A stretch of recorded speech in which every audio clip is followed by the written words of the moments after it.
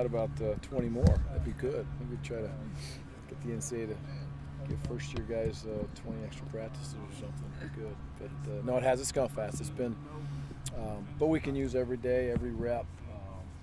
Change gears a little bit today. Gave them what I like to say probably about week 7 or 8 practice tempo as far as still in pads but staying up. And they handled that tempo well. A little bit shorter practice, which I thought was a positive too. But we're nearing the end now. We just got to keep on going. Can you say a few words about, Malik Gilmore, he's good size, speed and everything, and just your thoughts on how he's developing, maybe what he could do?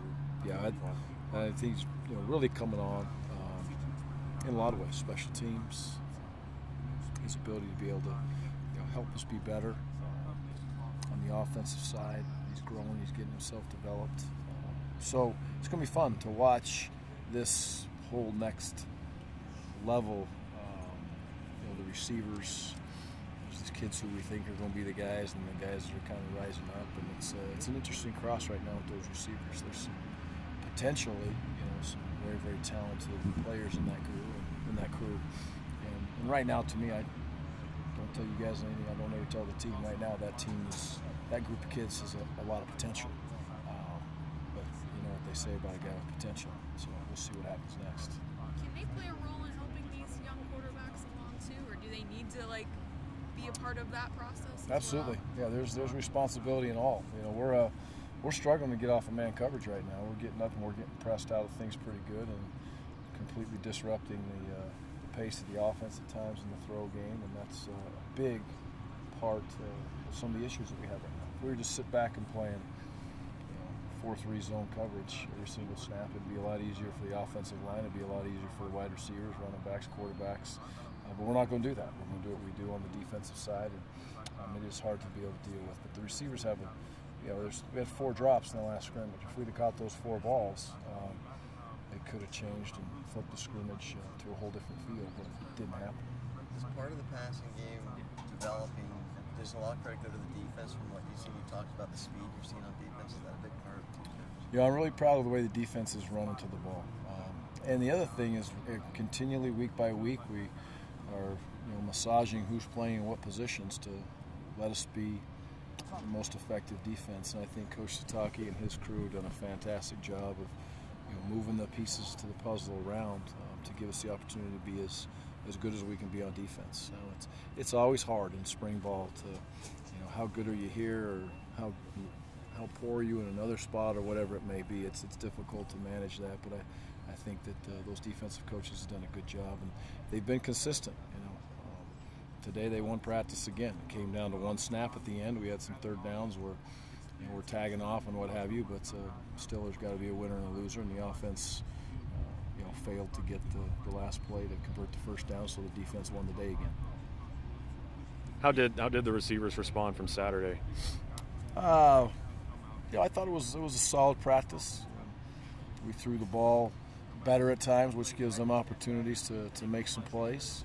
But we still need to be able to, again, defeat man coverage and make that be a mindset of that we're going to win in man coverage situations, because we have big, tall, talented kids, and we have other kids that aren't so big that are very quick and should be able to cause some serious issues with getting off of the man coverage. So I would say we responded as a team, from the scrimmage with a different type of practice, kind of a different pace of practice, different expectations from a physicality type of practice.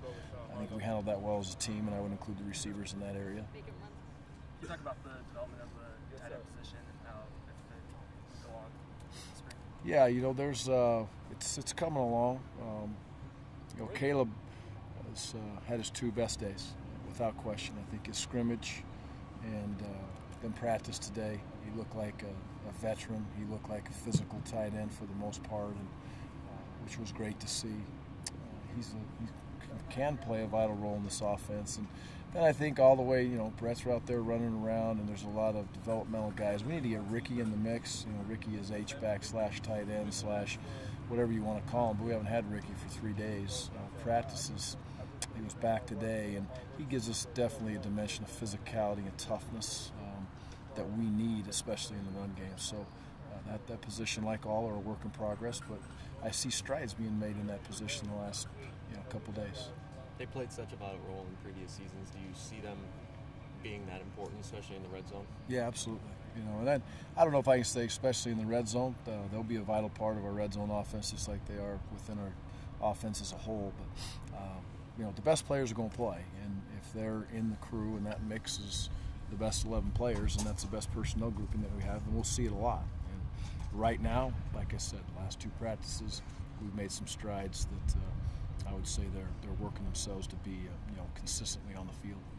Ryan Nall is somebody that you mentioned a couple times as a younger player that you've obviously already moved him around a little bit. And just what is it about his ability that just kind of makes him such a jack of all trades kind of type of player? Well, he's very athletic.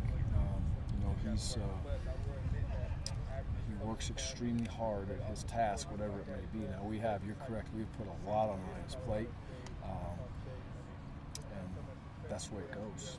We sat down with Ryan, I believe it was yesterday, and we had a talk of, I have a high expectation level for Ryan as we go through these next 2 weeks of practice, and that started today, so we'll go watch the tape and see exactly where he is. But I'm not going to back off of him, just like I'm not going to back off on this team. I thought his scrimmage was average, and he needs to play better than he did, because he'll be a vital role as we move forward on our offense if he allows himself to be, and we coach him good enough. So we're all responsible for getting better. But he's a very, very talented young player, and he needs to grow fast, because we need him right now. We don't need him. We need him in 3 years too, but we need him next year now. But he's, as you know, he's a talented kid. And he's accepting that role, and I think he's tough enough to handle a little bit of adversity that's hit him in the face right now in his first spring ball. You've talked about Storm and just his leadership and his role in this offense, but what about those other 2 backs, Chris Brown and Damian Haskins? How are they coming along? Chris and Damian have done a good job. So right now we're going to need all 3 of those kids without question, and we'll need Ryan there too. So it's another thing for Ryan to deal with. But I think as a whole, the running back core is they're putting in a lot of hard work. I think they're progressing.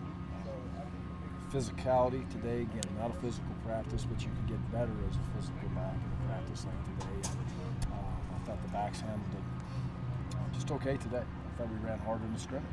There's some good runs in the scrimmage that we finished physically the way we wanted to go, and Chris is doing that. Chris is really developing himself. His vision I really see improving. And Haskins is the same way. They all different. He's going to be a big physical back. Chris is a little bit more of a mover, and Storm has the experience. Storm has proven he can catch the ball in the backfield very, very well, but all 3 of them are working on their physicality. We want to see the pile go from, hey, they gain 2 yards to we jump up and we gain 4 yards. And we're not there yet, but that's a work in progress. Can we add Jalen Bailey to that group? Yeah, Jalen's in the mix in that situation. He's again another young player who's developing. Had a potential real nice carry in the scrimmage, but got tripped up early in the run. But he's out here working hard, really improving his pass protection quite a bit, which is great to see. That physicality, is that where the live work really comes into play during the spring, and just developing that type of mentality and physicality? Yeah, I just think we need to be a tough football team. We need to be a physical football team, and the running backs are included in that as well as the rest of the team. But it's just physicality is something that we're going to get right in that room over there, and we have a lot of work to do in that area. Our strength numbers would let us know that. We're not hiding from it. Again, we told the kids the exact scenario, but we need to be as physical and as tough as we can right now, and then come a couple weeks from now, we'll jump ourselves back up in the weight room, and hopefully at that point we can gain some ground on some people from a physicality standpoint that decide to take the summer off or take a few weeks off in the summer, because we need to catch people right now. Real quick, Gary, changing gears. I don't know how much time you have to watch basketball, but did you catch the game? And maybe you know some of those Wisconsin kids. Was it hard to see them lose? Yeah. I got to know those kids very, very well. I shouldn't say very, very well, but quite well. Was able to talk to them a few times as they made their run last year, and they're a great group of kids. They are as tight, close-knit of a team a year ago that I had probably ever been around or I had seen from a distance. I'm a distance from them, but I love to go watch their games and watch those kids compete. And to watch them last night on the podium at the end was tough. But that was a great run, great memories. And let's talk about both teams' ability to be able to compete and fight. How Duke has those freshman kids react in that environment, in that situation, in that setting. and what was there, 2 or 3 of those freshmen that, I mean, that was an amazing basketball game. And anybody that's a competitor or wants to be a competitor should flip on that tape and you watch 2 unbelievable teams compete at the highest level, mentally and physically. So I mentioned that to our kids today. We can all learn a lot about competing by that basketball game last night. Did you get to know Bo at all? You know, Yep, just I did. You know, passing through? yep, quite a bit. Great guy. Seems like really it. helped me handle the transition, and he was always, very upfront and honest, and a proven Hall of Fame coach. That's for sure. We good? Thanks, Thanks guys.